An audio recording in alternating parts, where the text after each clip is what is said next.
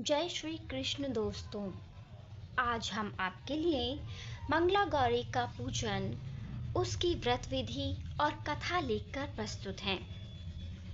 श्रावण मास में जितने भी मंगलवार आते हैं उनमें रखे गए व्रत गौरी व्रत कहलाते हैं। यह व्रत मंगलवार को रखे जाने के कारण मंगला गौरी व्रत कहलाते हैं। आइए जानते हैं इसकी पूजा विधि क्या है। प्रातः नहा धोकर एक चौकी पर सफेद लाल कपड़ा बिछाना चाहिए।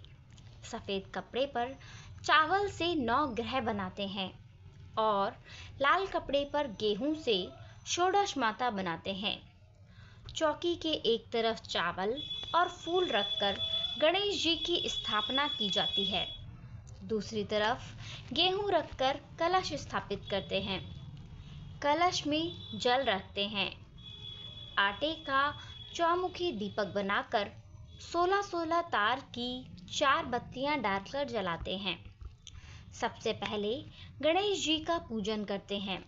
पूजन करके जल, रौली, मौली, चंदन, सिंदूर, सुपारी, लौंग, पान, चावल, फूल, इलायची, बेलपत्र, फल, मेवा और दक्षिणा चढ़ाते हैं। इसके बाद कलश का पूजन गणेश पूजन की तरह किया जाता है। फिर 9 ग्रह तथा षोडश माता की पूजा करके सारा चढ़ावा ब्राह्मण को दान दे दिया जाता है। इसके बाद मिट्टी की मंगला गौरी बनाकर उन्हें जल, दूध, दही आदि से स्नान करवाकर वस्त्र पहनाकर रौली, चंदन, सिंदूर, मेहंदी व काजल लगाते हैं। 16 प्रकार के फूल पत्ते व माला चढ़ाते हैं।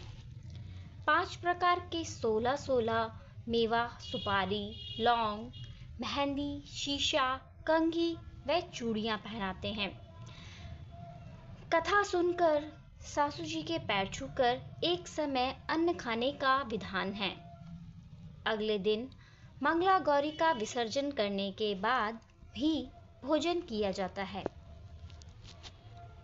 मंगला गौरी व्रत कथा। पौराणिक कथा के अनुसार एक समय की बात है, एक शहर में धर्मपाल नाम का एक व्यापारी रहता था। उसकी पत्नी काफी खूबसूरत थी। उसके पास काफी संपत्ति थी, लेकिन उसके कोई संतान नहीं होने के कारण वे काफी दुखी रहा करता था। ईश्वर की कृपा से उनको एक पुत्र की प्राप्ति हुई, लेकिन वह अल्पायु था। उसे यह श्राप मिला था कि 16 वर्ष की उम्र में ही सांप के काटने से उसकी मौत हो जाएगी। संयोग से उसकी शादी 16 वर्ष से पहले ही एक युवती से हुई, जिसकी माता मंगला गौरी व्रत किया करती थी। परिणाम स्वरूप उसने अपनी पुत्री के लिए एक ऐसे सुखी जीवन का आशीर्वाद प्राप्त किया था, जिसके कारण वह कभी विधवा नहीं हो सकती थी। अतः इसी माता के व्रत के प्रताप से धर्मपाल की बहू को अखंड सौभाग्य की प्राप्ति हुई। इस वजह से धर्मपाल के पुत्र ने 100 साल की लंबी आयु प्राप्त की। तभी से ही मंगला गौरी व्रत की शुरुआत मानी गई है। इस कारण से सभी नवविवाहित महिलाएं इस पूजा को करती हैं और गौरी व्रत का पालन करती हैं। अपने लिए एक लंबी, सुखी तथा स्थायी वैवाहिक जीवन की कामना करती हैं। जो महिला उपवास का पालन नहीं कर सकती, वे भी कम से कम पूजा तो करती ही हैं। इस कथा को सुनने के बाद विवाहित महिला अपनी सास व ननद को 16-16 लड्डू देती हैं।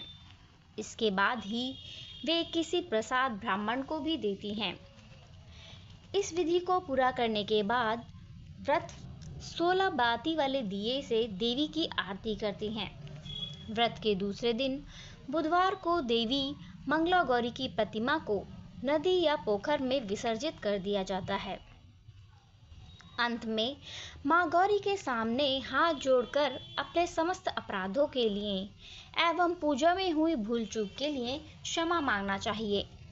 इस व्रत और पूजा को परिवार की खुशी के लिए लगातार 5 वर्षों तक किया जाता है। अतः शास्त्रों के अनुसार यह मंगला गौरी व्रत नियमों के अनुसार करने से प्रत्येक मनुष्य के वैवाहिक सुख में बढ़ोतरी होकर पुत्र पौत्रादि भी अपना जीवन सुखपूर्वक गुजारते हैं। ऐसी इस व्रत की महिमा है। मंगला गौरी व्रत की उद्यापन विधि। श्रावण माह के मंगलवारों का व्रत करने के बाद इसका उद्यापन करना चाहिए। उद्यापन में खाना वर्जित है।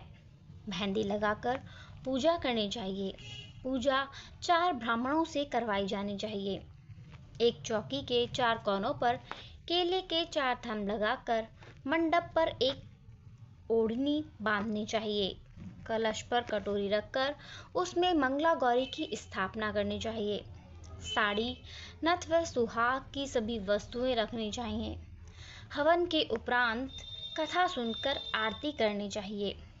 चांदी के बर्तन में आटे के 16 लड्डू, रुपया व साड़ी सासू जी को देकर उनके पैर छूने चाहिए। पूजा कराने वाले पंडितों को भी भोजन कराकर धोती व अंगोछा देते हैं। अगले दिन 16 ब्राह्मणों को जोड़े सहित भोजन करवाकर धोती, अंगोछा तथा ब्राह्मणियों को सुहाग पिटारी देनी चाहिए। सुहाग पिटारी में सुहाग का सामान व साड़ी होती है। इतना सब करने के बाद ही स्वयं भोजन करना चाहिए। तो दोस्तों, ये थी हमारी मंगला गौरी की व्रत कथा और पूजन विधि। धन्यवाद।